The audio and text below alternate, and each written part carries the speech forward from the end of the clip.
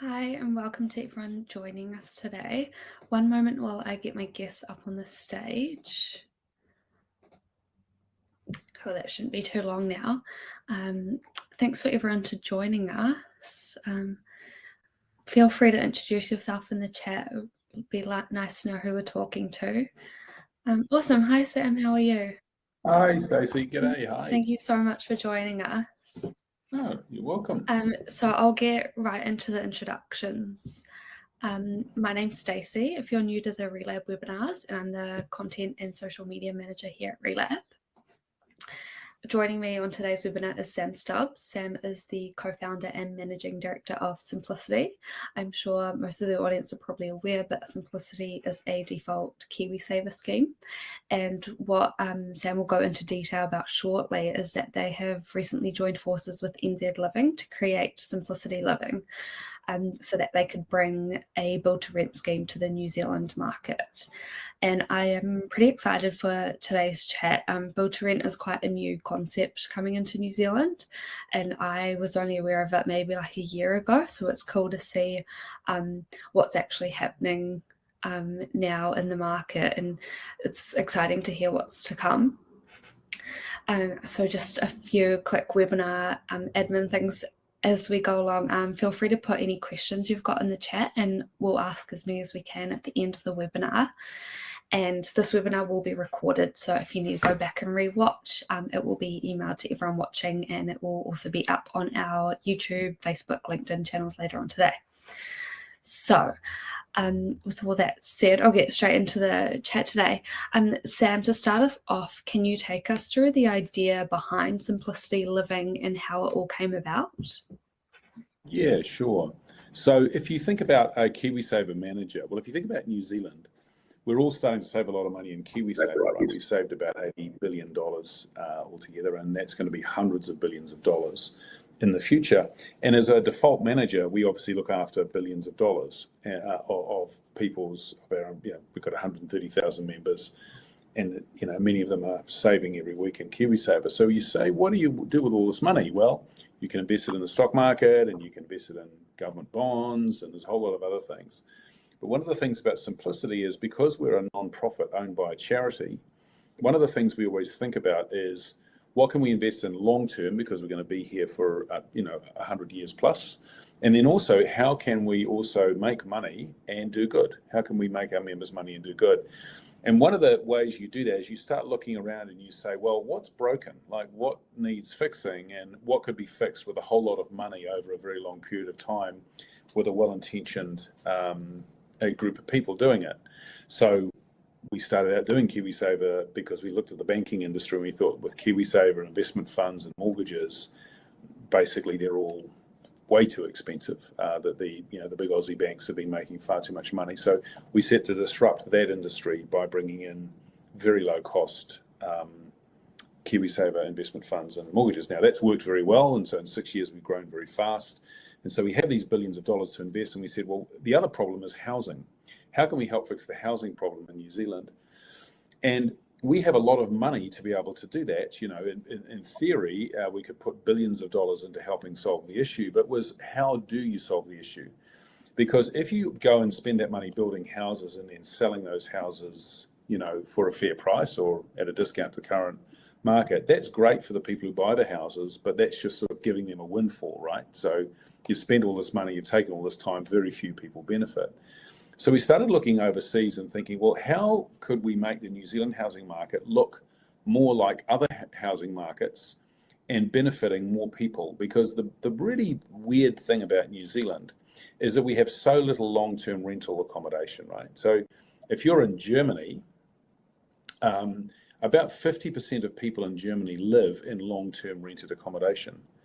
And in many cases, they do it intergenerationally. There's 3 or 4 generations of family have been in the same house. They just rent it forever. The rent is linked to inflation or something, so it's not crazy. The landlord is very interested in you being a happy tenant long-term, and you treat it like your own home. You have your pets in there, you paint it the colors you want, you have the furniture, you have the whiteware, all that sort of stuff. Many of them, you even choose the kitchen, and all that sort of stuff. So you treat it like, and you have rights as a tenant.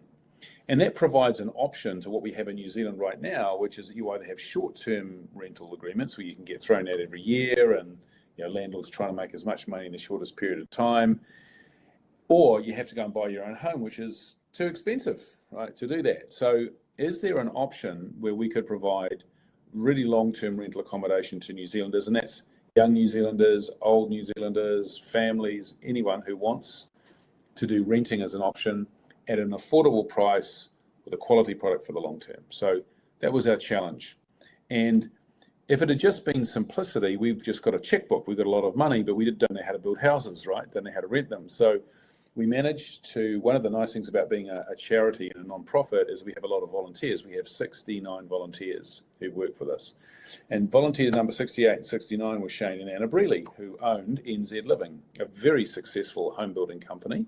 They built a lot of homes for Kāinga Ora, for the government, hundreds and hundreds of them in Auckland, as well as a whole lot of other things over a long and very prestigious career that they both had in building. And they wanted to give back. And so they said, well, listen, why don't we do this? And we were introduced by, Stephen Tyndall. So Stephen Tyndall, he introduced us on a building site because I said to Stephen, we want to help address the housing crisis. He said, come and meet Shane. And it was kind of like a match made in heaven, because their ability to build homes and rent them, and they don't want to make any more money. They've made enough money. This is a massive give back to them, from them. And our ability to fund, so their ability to build and our ability to fund means that we can build a whole lot of build-to-rent housing. So we had that idea about 2 years ago. We spent a lot of time talking together, getting it together, and we will be completing our first 160 apartments in Onehunga and Point England in Auckland first lot come at the end of the first quarter next year, so March next year. And then another site comes in about 1 quarter later, or about 4 months later. And our long-term aim is to build up to 10,000 homes in New Zealand, all through New Zealand, to provide long-term affordable rent. And that will be great for our investors, because if you think about it, it doesn't matter how hard up you are, the last bill you won't pay is your rent or your mortgage, right? You always pay that because you need a roof over your head. So it's very stable cash flow. It's a really good, stable, long-term investment. And for people renting, it's a fantastic experience too, because they don't have to be thinking every year or every two, I've got to change flats. Is my landlord going to sell the house out from under me? I can't paint the walls. I can't stick up the paintings I want on the walls. All those sorts of things that make renting sort of like a short-term solution, right? And if you think about the elderly, for example, who have to sell their homes to live, well, you don't want them in a short-term renting agreement, right? You want them in a long-term, safe, affordable place. So that was the idea for Simplicity Living. So it's a long-winded answer to a simple question, but that's how we got there. And so we're now doing it. So we have this thing at Simplicity, it's called less hui, more doughy, right? So we're just getting out there and doing it. So first 160 homes will be built, and then we're just going to carry on. We already have the land bought for the next 450. We're just going to be rolling out now affordable rental homes for any New Zealanders to live in. Yeah, no, that's really cool. I like the idea of two businesses coming together, because otherwise it might not be able to be provided without that sort of collaboration, which is really cool to see. Yeah. And I've heard you talk about the idea of a life of choices is a life of dignity. Can you talk me through that? Because I believe that's quite a big part of around the business. Yeah, that's why Simplicity was formed, right? So this is a give back of a whole lot of people who'd been very lucky in life and had decided to want to make the biggest difference possible. So we got a blank sheet of paper and we said, well, how would we do that? And basically what we came back to was that we wanted to run what we call a dignity company. And it's a company which is designed, although this is a non-profit company, but a business which is designed to give people dignity in life. And if you think about having a dignified life, really that's a life where you have choices, right? If you have choices in life, if you can choose where to live, what to eat, where to go on holiday, that's a life with dignity. If you think about the other way, a life without dignity is when you're told what to do every time, told what to eat, told how much money you can have to buy food, told where to live, all those sorts of things. So we said, okay, let's give people dignity, particularly dignity in retirement and the dignity of actually also owning their first home, because we're also a very low cost first home mortgage lender. And we said, how do we do that? We'll give people choices. Well, how do you give people choices? Well, money, right?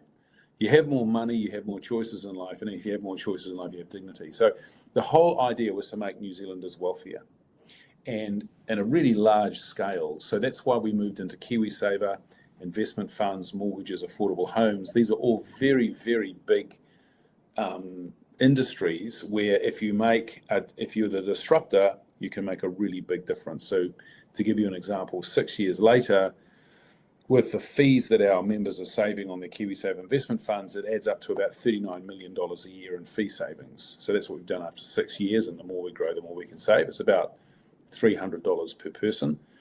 If you think about the mortgages, we do mortgages that are regularly between 0.5% and 1.5% cheaper than the banks. That means the average person who borrows from us is saving about $100 a week in interest income, right? That makes a big difference. It's $5,000 a year.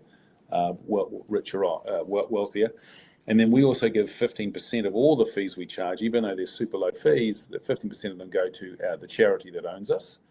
And so we've managed to give, actually this next month we'll hit $5 million in charitable giving in our first 6 years. So that's increasing at about $6,500 a day now that we're giving to charity. So all of these things where you can be a disruptor, where you can make money for your members and also do good, and not make any money in between. So you take the profit that the finance industry would normally make and you give it back to your investors and also to some of the people who are, living in your homes or taking out mortgages or whatever.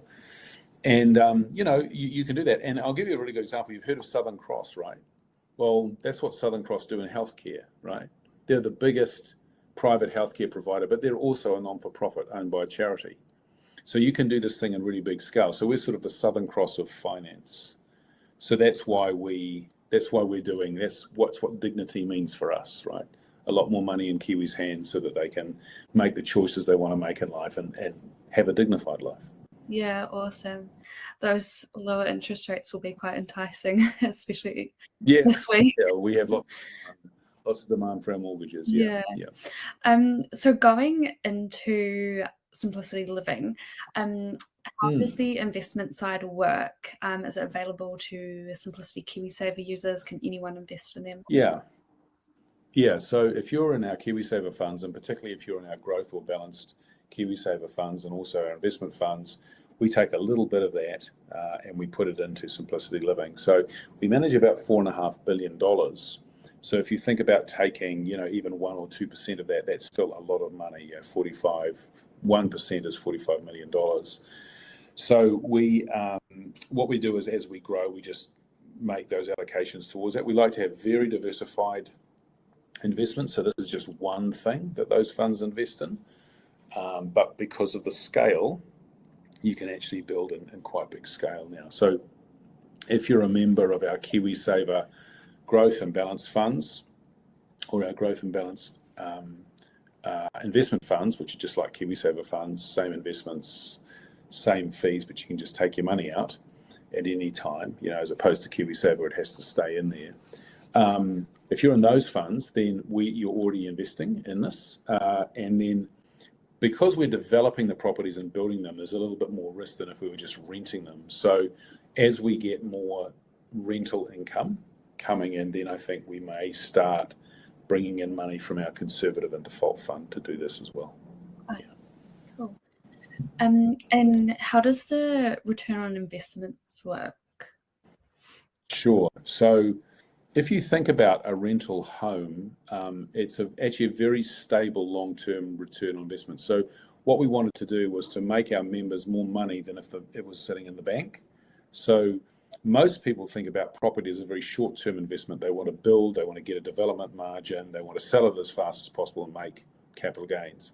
We don't think about it that way at all. We think about it as an income investment. So we just want to build it at a really good price, and we're building really high quality apartments, and we're going to own them for 100 years. So we build them actually to last 200 years. They're made out of brick and concrete, but we're building them fully completed right down to the whiteware package for about $450,000 each now. and then we want to rent them and just rent them reliably, and so we get a really reliable cash flow. And what's great about that as an investment is that not only you get some capital growth as the property market picks up, if it does, but you'll still get that income. And even if the financial markets, I don't know, even if we get a global financial crisis or something drastically goes wrong, people will still pay their rent, right? Yeah. So it'll be a very, very stable cash flow, very, very stable investment. And this is very typical overseas. Pension funds and KiwiSaver funds like ours in Germany or France or Spain or America or Australia, big developed markets, they typically have a lot of money in rental housing. They're typically amongst the largest landlords in the countries because they recognise that it's a really, really stable way of investing. So no one's really done that in New Zealand. There's an interesting thing about simplicity living is there's really not a single new idea. It's just what's worked overseas. I don't like investing your money in new ideas, but there's a little bit of money we have in venture capital, high growth startup companies, many of which will fail, but some of which will succeed magnificently. But with all of this money, when we're investing billions of dollars, we don't invest it in new ideas. We just invest it in what's worked overseas and we bring it here to New Zealand. And that's exactly what we're doing. Yeah, that's cool. It's also cool if people are interested in property investment but don't have the means to yet, or can't go fully into a property investment themselves. A cool starting point. And I guess it's also for the tenants, it's also peace of mind that nothing will happen to their where they live, or there's always going to be a consistent product there for you. Exactly. It's sort of a relationship of trust, Like if you think about so many tenancy agreements, we've all flattered before, right? So often you can fall into a relationship of mistrust, right? The landlord doesn't trust you and you don't trust the landlord, and you don't know whether the house is going to be sold out from underneath you and all that sort of stuff. And it's just an unpleasant way of living, right? But if we own hundreds, thousands, as we intend to own, of these apartments, and we run them professionally, we're really interested in you having a happy experience and staying there for the rest of your life, because you'll pay the rent and you'll be a really reliable tenant, right? We're also interested in all of the tenants in the developments we do being really good tenants, right? So we're very interested in making sure that we get rid of badly behaved tenants quickly, because they spoil it for everybody else, right? So you want to have a harmonious group of people living together, because these are apartments, so they're 3-story walk-ups, or in some cases we're building 11-story buildings as well. So we have a vested interest as a long-term landlord in it being a really cool place for you to want to live. And you're absolutely right. You've hit the nail on the head. You want to give elderly people or young people saving for their first home, or families who just want to rent for whatever reason, you want to give them a really pleasant experience, right? I mean, why would you want to do it? You don't want to screw them short term for every extra dollar to make them annoyed with you, right? Because then they start abusing the property and they don't care about, it's sort of, it's horrible. So it's horrible. So, if you trust people, they reward trust, and that trust can operate in both sides. And so that's what we're really aiming for. So that's why we will be managing the buildings ourselves, all of the apartments ourselves. We're not going to outsource that management to a third-party company that would try and make money from that. We want the benefits of all of that to flow through to our members who are, funding and the building of these, our KiwiSaver members. And we also want the tenant to know that they are dealing with the owner of the property, right? And so I think that will be a much more pleasant, trustworthy, harmonious relationship over time than bringing in a third party or having uncertainty about whether your home's ever going to be sold from underneath your feet. Yeah, it's nice to know who you're dealing with as well. Yeah, well, and we'll brand these. These are going to have simplicity branding on them, right? Right there. So they're going to be all simplicity. So we've got what we call brand risk, right? Yeah. So if we create a bad experience, it damages our brand. If it's a good experience, it enhances our brand. So I think that's really important that we do that, so that I don't want us to be an anonymous landlord. I want us to be a really visible landlord, and so people know who they can go to. Yeah. Really cool. And in terms of creating a really nice experience for the tenants, are you going to look into different types of amenities that are within the properties or open Yeah. the properties? So it's really interesting, that debate, because if you are building a big building to sell, you put in things like a gym or a creche or communal gardens or a tennis court or a pool or something, what we call like bling, you put some bling into the building. But when you actually poll people, when we asked people, what do they actually want? And you give them options like, well, you can have a pool or you can have a slightly bigger apartment. You can have a communal workspace or you can have a full whiteware package or whatever. And you give them options and say, what actually really matters to you? And it turns out that what actually matters to tenants is not what we call the bling. It's actually building a really warm, dry, safe, big as possible apartment, having big lifts, reliable lifts, having spaces where people can sort of bump into each other. It's called bump space, but not having too many things that are unused and which people are ultimately paying for, right, in their rent.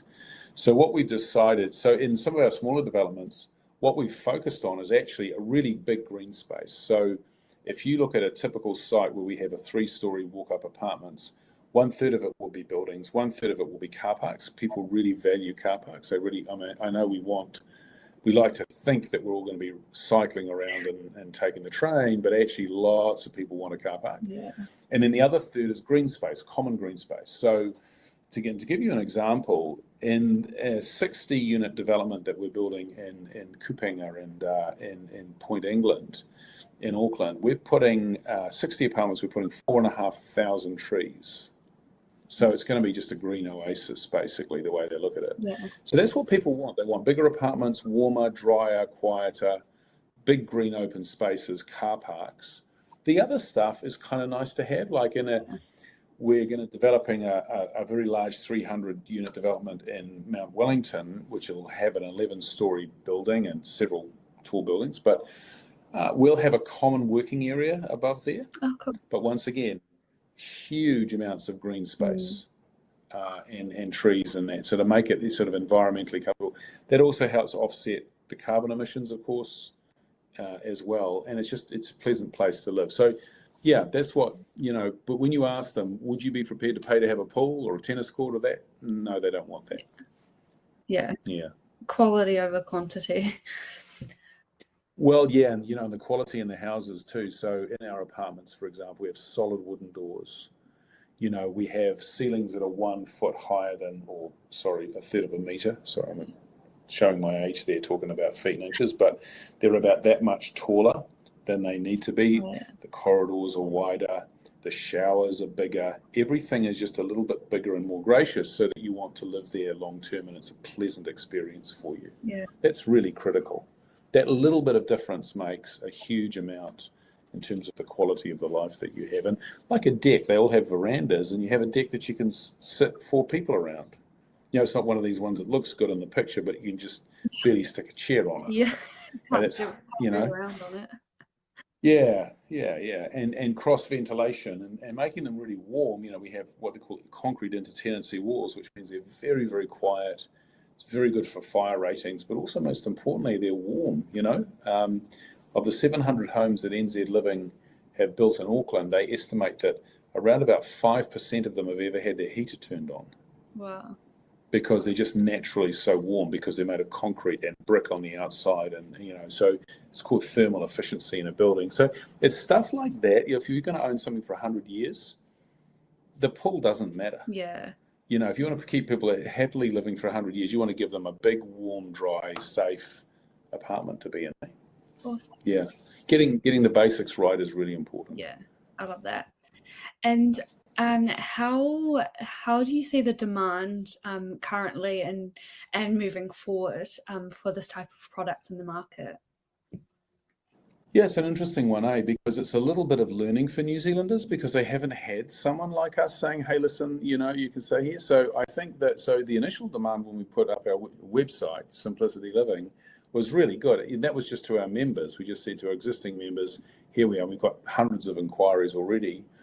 We suspect that once people work out what they're getting at the price they're getting, because at the moment we're targeting a rental price which is about 10% below the market price. Right. So it's actually really good value, but also, long-term tenancies, bigger apartments, all that sort of thing. So we think that once people will see, feel and touch them, they'll go, wow, And we know that because a lot of these houses have been built for the Kiwi Build program by NZ Living, and the feedback they get from the people who bought them is extremely positive. So, we'll wait and see. But hopefully in, 10 years' time, 20 years' time, this will just be an alternative for anyone. Yeah. I just want a long-term rent. And that would be, by the way, you can get out of the rent, leave anytime you want, because we'll always have new people who want to, we expect that our demand will far exceed our supply for quite some time. But it would be cool if that was another option for New Zealanders. Yeah.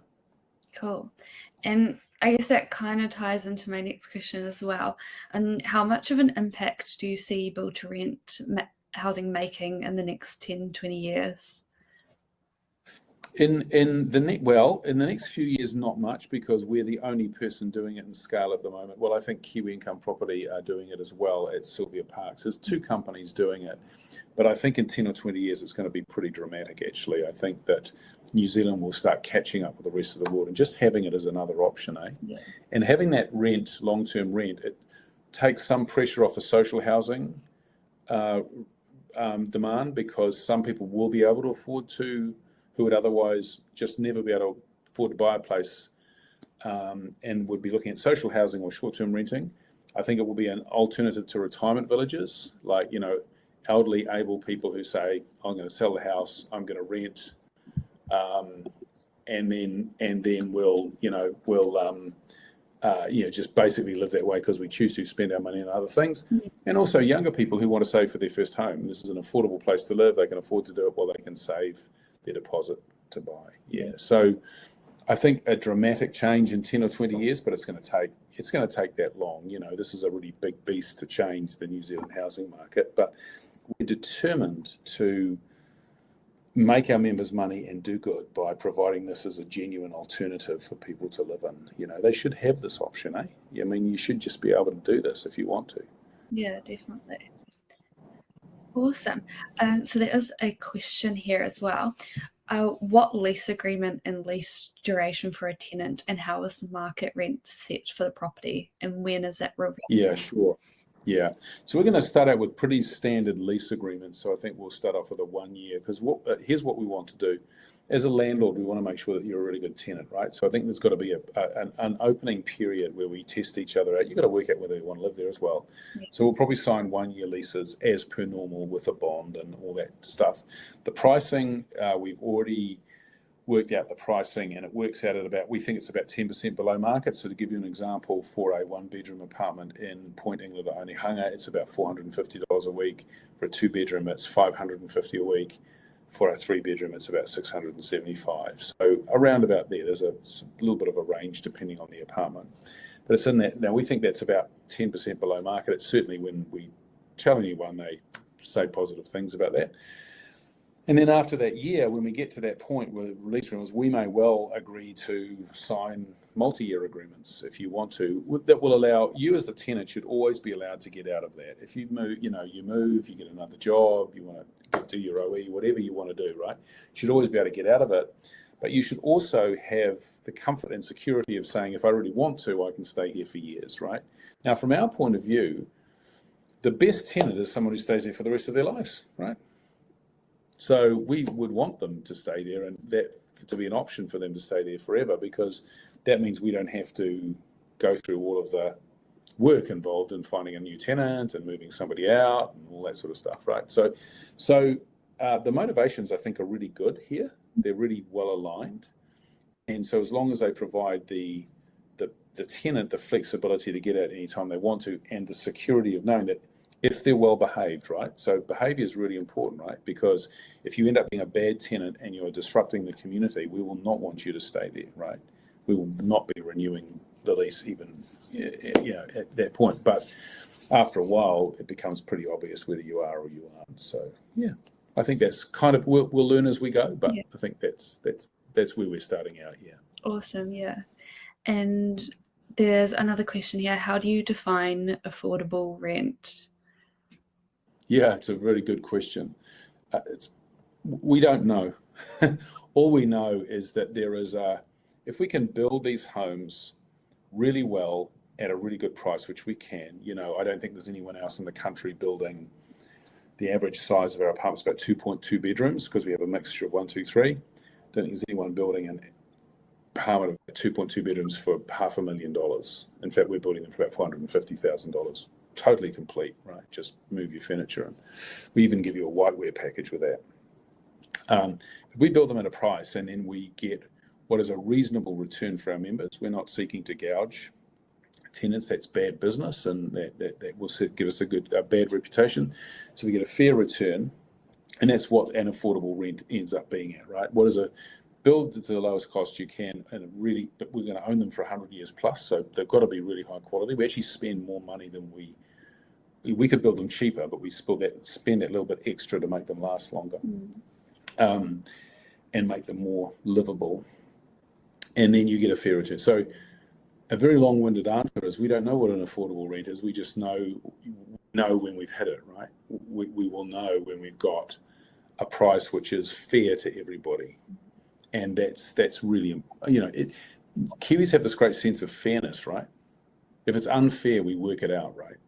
So it's got to be fair to everybody, yeah? So that's what affordable will be, what's fair for everybody, I think. Yeah. Awesome. Yeah, I like that answer. That's really cool.